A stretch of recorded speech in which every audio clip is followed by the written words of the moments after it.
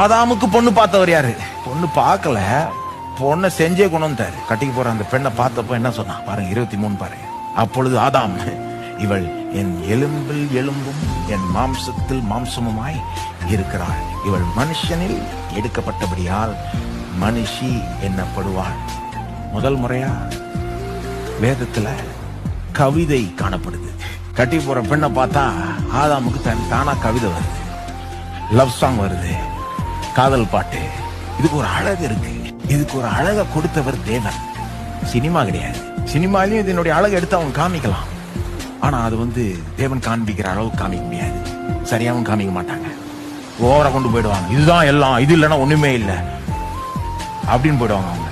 எலும்பில் எலும்பும் என் மாம்சத்தில் மாம்சம், என்னில் ஒரு பங்கு அவள். She is a part of me.